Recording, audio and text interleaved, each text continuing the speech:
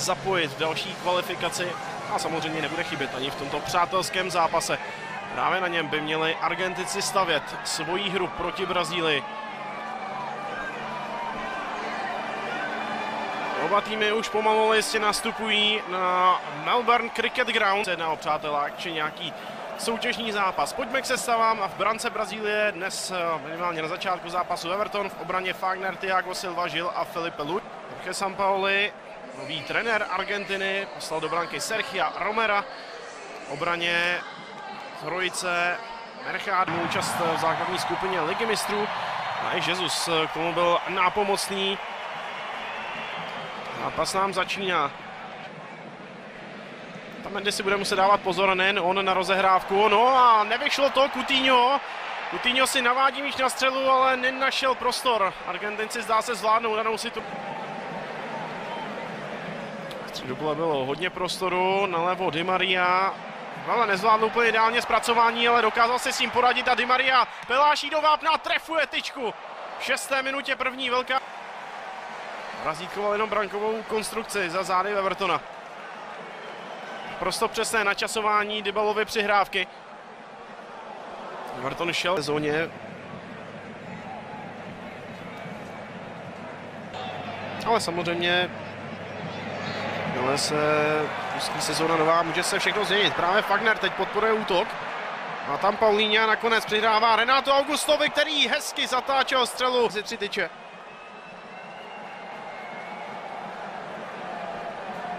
Fagner ukázal, že má přehled o tom, kde se nachází jeho spoluhráči. Výborná práce, ale podání Otamendiho, který znovu překřížil cestu Willianovi. Další výborná narážečka Jesuse s Willianem a je to velká příležitost. Willian hledá Coutinho, Coutinho je tváří tvář Romerovi, ale výborně se tam zase stáhlo Otamendi. Gólové šanci uklidňuje.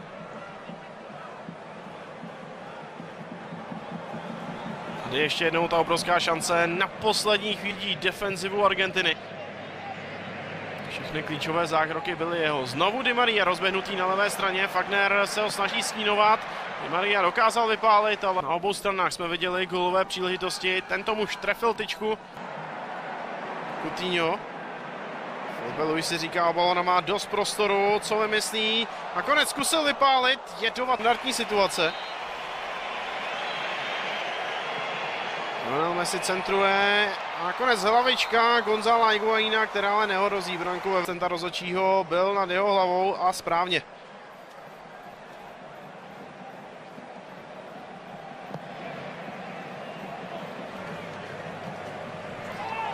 Messi.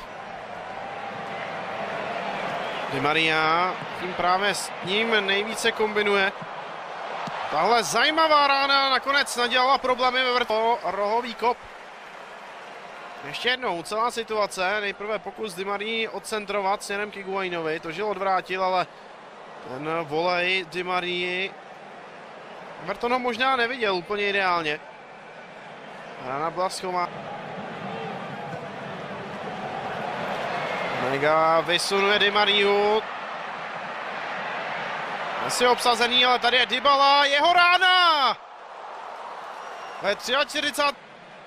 Také útočník Juventusu Turín. Halo Dybala ale nedokázal se, tak jako Renato Augusto usměrnit míč mezi 3 tyče. Kousí.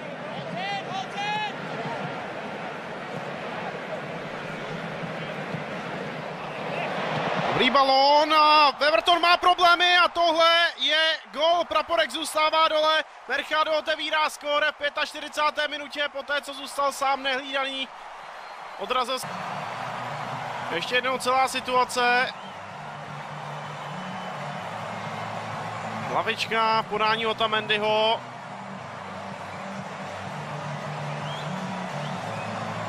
V žádném případě se nejednalo o offside. Brazilci zaspali. Zatímco Gabriel Mercado pokračoval směrem k brance a to bylo klíčové. 3. gól v reprezentačním dresu. Tak už je druhým rokem. Ale střela. Korea. Pláchl Žilovi, centruje na Di Mariu, jeho volej, ale pošle balón jenom že to se nestalo. Možná škoda pro Argentinu, že Korea se ne... Výborná práce v podání Coutinha, zase se tu rýsuje šance pro Brazilce, Coutinho zasekl. Výborně se dostal do volné pozice, vypálil a trefil Paulinha stojíc, kde by skončila, protože Paulinho nám tohle rozuzlení sebral. Ale zasekávačka akorát úplně Majdánu vynechala ze hry. Argentincům pomohlo teď štěstí a umístění Paulinha. Teď už ale zase Gabriel Jesus. Jesusova rána, vyráží tam Sergio Romero přímo, ale tomu nevyšlo zpracování, tak aby mohl hned pálit.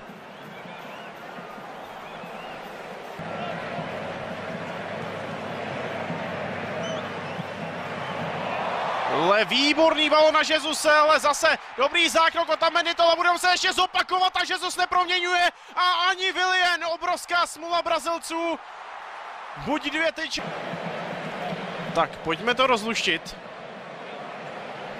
Jesus udělal dobrou kličku a trefil tyč. Otamendi tam nebyl včas, že tyč Jesuse, tyč Williana a pak ty mě sám představoval.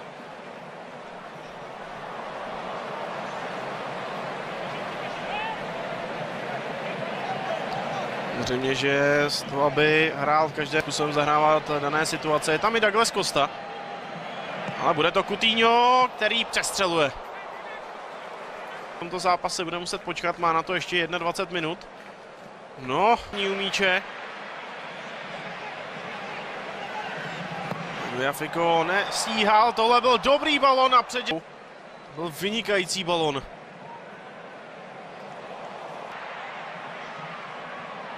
Je prostor na Argentince, Di Maria, Korea. Mohl by to zkusit, vypálil, ale jeho skákavá střela skončí. Paulinho neobhodil si svého protihráče ještě, ale Willian zamotal hlavu svému strážci. Dostal střílený centr Paulinhovi. Přešlapovat.